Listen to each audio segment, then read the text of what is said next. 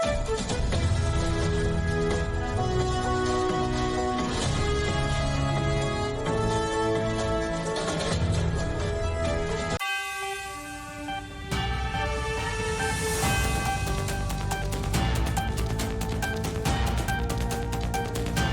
Sir.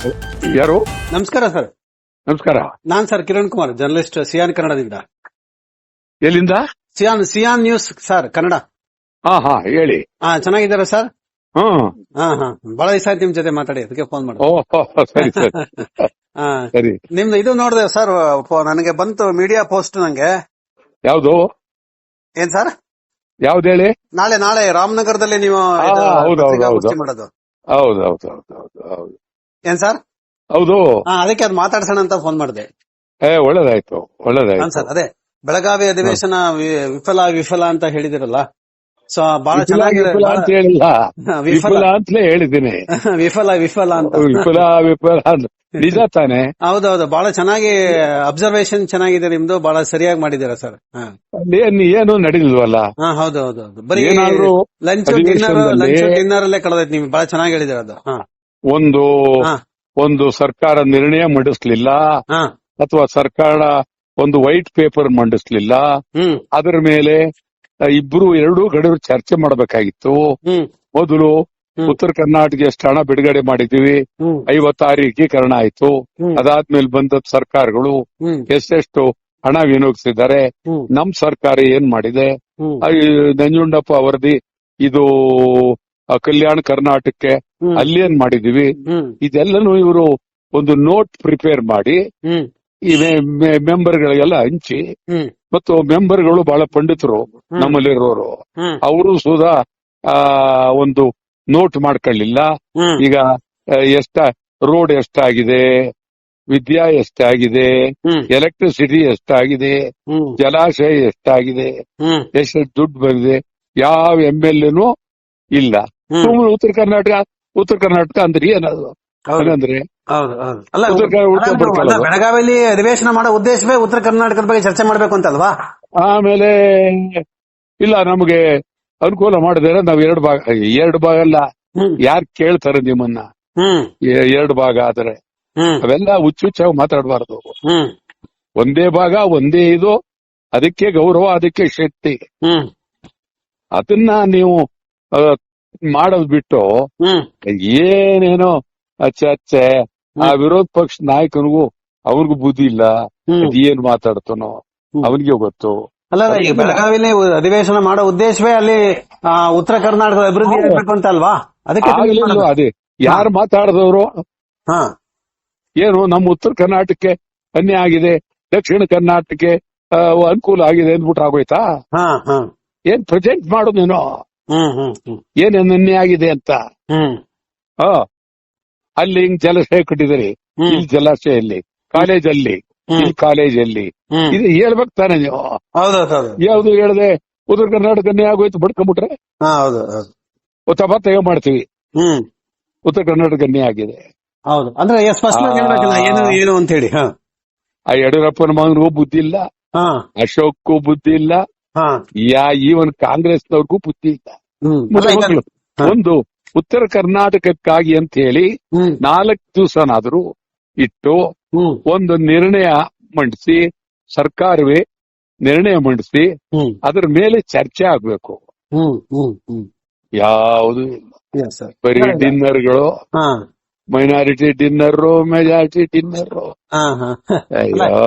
Vatal Nagaraj ಅಂತಹ ಹಿರಿಯ ನಾಯಕರು ನೀವು ಅಲ್ಲಿ ಸತತಲ್ಲಿ ಇದ್ರಿ. ಈಗ ನೀವೇ ಇಷ್ಟೆಲ್ಲ ಕಾಳಜಿ ಇರೋರು, ಅಲ್ಲಿ ಒಳಗಿರೋರಿಗೆ ಯಾಕೆ ಕಾಳಜಿ ಇಲ್ಲ? ನೀವು ಹೇಳ್ತಾ ಇದ್ದೀರಿ ಈಗ ಅಲ್ಲಿ ನಿಂತ್ಕೊಂಡು, ಈಗ ಹೊರಗಡೆ ನಿಂತ್ಕೊಂಡು ಹೇಳ್ತಾ ಇದ್ದಾರೆ. ನಿಮ್ಮಂತವ್ರು ಹೇಳಿದ್ರು ಕೂಡ ಅವ್ರ ಕಿವಿ ಕೇಳಿಸ್ತಾ ಇಲ್ವಾ ಅಂತ? ಇಲ್ಲ, ಅದೇನ್ ಅವ್ರು ಕೇಳಿಸ್ತದೋ ಬಿಡ್ತದೋ, ನಾನೇ ಅಲ್ವಾ? ಹೌದು ಸರ್, ನಾನೇ. ನನ್ನನ್ನ ಇನ್ನೊಬ್ಬ ಇಮಿಟೇಟ್ ಮಾಡಕ್ಕೂ ಆಗಲ್ಲ. ನಾನೇ. ನನಗ್ ಗೊತ್ತು ಈ ರಾಜ್ಯ ಏನು, ಕನ್ನಡ ಏನು, ಕರ್ನಾಟಕ ಏನು, ಗಡಿನಾಡು ಏನು, ಹೊರನಾಡು ಏನು, ಪರಿಸ್ಥಿತಿ ಎಲ್ಲ ರೈಟ್ ಫ್ರಮ್ KC ರೆಡ್ಡಿ ಅವರಿಂದ ಇಲ್ಲಿವರೆಗೂ ನೋಡಿದ್ದೀನಿ. ಎಸ್. ಈಗ ನೀವು ಹೇಳ್ತಾ ಇದ್ದೀರಾ ರಾಮನಗರದ ಐಜೂರು ವೃತ್ತದ ಬಳಿ ಒಂದು ಬರೀ ಪ್ರೆಸ್ ಮೀಟ್ ಮತ್ತೆ ಪ್ರತಿಭಟನೆ ಏನಾದ್ರು ನಡೆಯುತ್ತಾ ಸರ್? ಹೌದು, ನಾಳೆ ಒಂದು MES ಭೂತಸ್ವ ಇದು MES ಸುಡ್ತೀವಿ ಅಲ್ಲಿ. ಅದೆಲ್ಲ ಮಾಡ್ತೀವಿ. MES ಇವ್ರೇನು MES ಬಗ್ಗೆ ಏನು ಅದು ತೀರ್ಮಾನ ತಗೊಳ್ಳಿಲ್ವಲ್ಲ ಇವರು. ತಗೊಳ್ಳಿಲ್ಲ. ಮತ್ತೆ ಅಲ್ಲಿಯ ಪ್ರಮುಖ ಏನು ಒಂದು ಗಡಿ ಸಮಸ್ಯೆ, ಭಾಷಾ ಸಮಸ್ಯೆ ಇಲ್ಲ. ಆಮೇಲೆ ಬೆಳಗಾವನ್ನ 3-4 ಭಾಗ ಮಾಡೋ ಒಟ್ಟು ಭಾರಿ ಡೇಂಜರ್ ಅದು. ಎಷ್ಟು ಪೀಸ್ ಮಾಡ್ತೀರಾ ನೀವೇನು? ಎಲ್ಲ ಈರುಳ್ಳಿ ಕತ್ತರಿಸ್ತಾ ಇದಾರೆ, ಹಂಗೆ ಈರುಳ್ಳಿ ಕತ್ತರಿಸಂಗ್ ಮಾಡ್ತಾರೆ ಇಡೀ ರಾಜ್ಯನ ನೀವು? ಈ ಈರುಳ್ಳಿ ಕತ್ತರಿಸ್ ಬಿಸಾಕ್ತಾರ ಅಂತ ರಾಜ್ಯವನ್ನ ಇವರು? ಸರಿ ಇಲ್ಲ ಅದು. ಎಲ್ಲಾರು ಉಂಟೆ ಅದ್ರ ಭಾಗ ಮಾಡಿ. ಈಗ ಗಡಿ ಸಮಸ್ಯೆ ಇರಾಗ ಮಾಡಬಾರ್ದು. ಈಗ ತಪ್ಪಾಗುತ್ತೆ ಇದು. ಸೊ ಅಂದ್ರೆ ಉದ್ದೇಶ ಎಲ್ಲ ಒಂದ್ ಕಡೆ ಇಂಡೈರೆಕ್ಟ್ ಆಗಿ ಅವ್ರಿಗೆ ರಾಜ್ಯ ವಿಭಜನೆ ಮತ್ತು ಎಂತ ಮರಾಠಿಗೆ ಅನುಕೂಲ ಆಗೋ ತರ ಏನಾರು ಮಾಡ್ತಾ ಇದಾರೆ, ಒಳಸಂಚೆ ಇವರೆಲ್ಲ ಮರಾಠಿ ಏಜೆಂಟ್ರೆ, ಮರಾಠಿಗಳ ಏಜೆಂಟ್ರೆ. ಅಲ್ಲಿರೋರ ಬೆಳಗಾವಿ ಗೆದ್ದಿರೋರು ಅಲ್ಲಿರೋರು ಎಲ್ಲರೂ ಮರಾಠಿ ಏಜೆಂಟ್ರೆ. BJP ಅವರು ಮರಾಠಿ ಏಜೆಂಟ್, ಕಾಂಗ್ರೆಸ್ನವರು ಮರಾಠಿ ಏಜೆಂಟ್.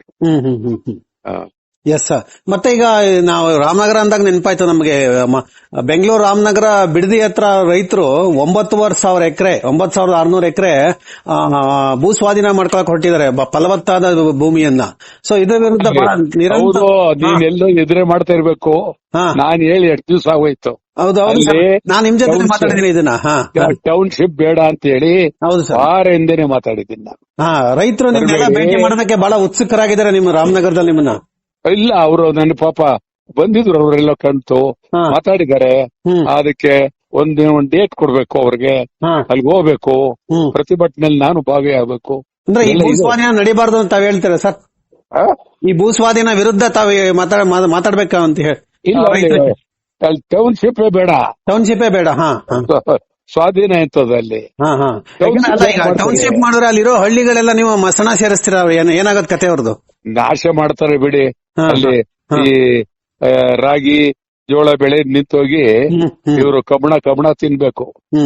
ಅಲ್ಲ ಈಗ ಬಿಡದಿ ಸುತ್ತಮುತ್ತ ಈಗ ಮಲೆನಾಡು ತರ ಆಗೋಗಿದೆ ಈಗ ಅಲ್ಲಿ ಜನ, ಅಲ್ಲಿ ಆ ರೀತಿ ಬೆಳೆಸಿದಾರೆ ಅಲ್ಲಿ. ಅಯ್ಯೋ, ಹಾಳು ಮಾಡ್ತಾರೆ. ಅದು ಕನಕಾಪುರ ಇದಲ್ಲೆಲ್ಲ ಒಳ್ಳೆ ಆ ಕಡೆ ಕಾಡು, ಈ ಕಡೆ ಇದು ಎಲ್ಲ ಭದ್ರವಾಗಿದೆ. ಯಾರಿಗೂ ಈ ನಿಸರ್ಗದ ಬಗ್ಗೆ ಚಿಂತನೆ ಇಲ್ಲ. ಇಡೀ ಕನಕಾಪುರ ತಾಲ್ಲೂಕ್ಲೆ ಸಿಕ್ಕಾಬಟ್ಟೆ ಬಂಡೆ ಎಲ್ಲ ಬಾಡ್ದು ಈ DK ಶಿವಕುಮಾರ್ ಅಂಡ್ ಕಂಪನಿಯವರು ಇಡೀ ರಾಜ್ಯನೇ, ಇಡೀ ಕನಕಾಪುರದ ಸಂಪತ್ನೆ ನಾಶ ಮಾಡ್ಬಿಟ್ರು. ಈಗ ಏನು ಕನಕಾಪುರದಲ್ಲಿ ಅಲ್ಲೂ ಕೂಡ ಏನೋ ಏರ್ಪೋರ್ಟ್ ಮಾಡ್ತೀವಿ ಅಂತ ಹೇಳಿ ಏನು ಹೊಸದ ಜಮೀನು ವಶಪಡಿಸ್ಕೊಳ್ಳೋದು, ಈ ತರ ಅಲ್ಲಿ ಮಾಡ್ತೀವಿ ಇಲ್ಲಿ ಮಾಡ್ತೀವಿ ಅಂತ ಹೇಳಿ ಘೋಷಣೆಗಳು ಮಾಡ್ತಾನೆ ಇದಾರೆ. ಏರ್ಪೋರ್ಟ್ ಅಲ್ಲಿ ಹಾಕ್ಬೇಕು, ಇದು ಬಸ್ ಇಲ್ವಾ? ಬಸ್ಲೇ ಹೋದ್ರೆ 30 ಕಿಲೋಮೀಟರ್ 40 ಕಿಲೋಮೀಟರ್ ಆರಾಮಾಗಿ ಕೂತ್ಕೊಂಡು ಹೋಗ್ಬೋದು. Yes sir.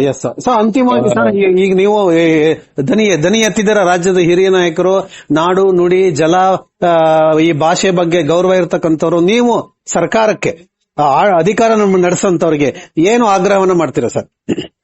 ಈಗ ಹೇಳೋದು ಅದನ್ನೇ ತಾನೇ, ಮಾಡಕ್ಕಾಗಿಲ್ಲ, ನೀವೇನು ಮಾಡಿಲ್ಲ, ಶಾಸನಸಭೆ ಏನ್ ಮಾಡ್ಲಿಲ್ಲ, ನೀವೊಂದು ಉತ್ತರ ಕರ್ನಾಟಕ ಅಂದ್ರೆ ಏನು ಅಂತ ನೀವ್ ಯಾರಿಗೂ ಹೇಳಲಿಲ್ಲ, ಒಂದ್ ನೋಟ್ ಪ್ರಿಪೇರ್ ಮಾಡ್ಲಿಲ್ಲ, ಒಂದು ವೈಟ್ ಪೇಪರ್ ಪಬ್ಲಿಷ್ ಮಾಡ್ಲಿಲ್ಲ.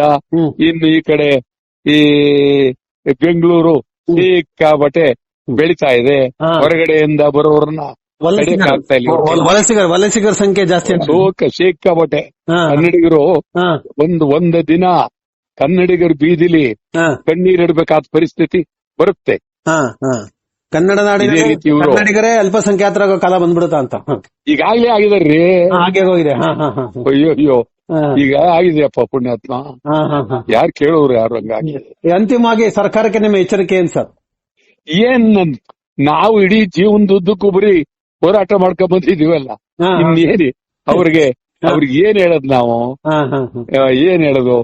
ಈಗ ಅವರು ಈ ಮುಖ್ಯಮಂತ್ರಿ, ಮಂತ್ರಿ, ಉಪಮಂತ್ರಿ ಕಿತ್ತಾಡ್ಕೊಂಡು ಕೂತಿದ್ದಾರೆ. ಅವರು ಏನ್ ಹೇಳೋದು? ಇದೆಲ್ಲ ಬಿಟ್ಟು ರಾಜ್ಯವನ್ನು ಉದ್ಧಾರ ಮಾಡ್ತಕ್ಕಂತ, ಈ ರಾಜ್ಯ ಉಳಿಸಂತ ಪ್ರಯತ್ನ ಆಗ್ಬೇಕು ಅಂತಿರ ತಾವು? ಖಂಡಿತ ಅಲ್ವಾ? ರಾಜ್ಯ ಉಳಿದಿರ್ತಾನೆ ಎಲ್ರು. ರಾಜ್ಯ ಉಳಿಲಿಲ್ಲ ಅಂದ್ರೆ ಎಲ್ಲ ಇಲ್ಲ, ಯಾರು ಇಲ್ಲ. ಧನ್ಯವಾದಗಳು ಸರ್ ಮಾತನಾಡಿಕ್. ನಮಸ್ಕಾರ.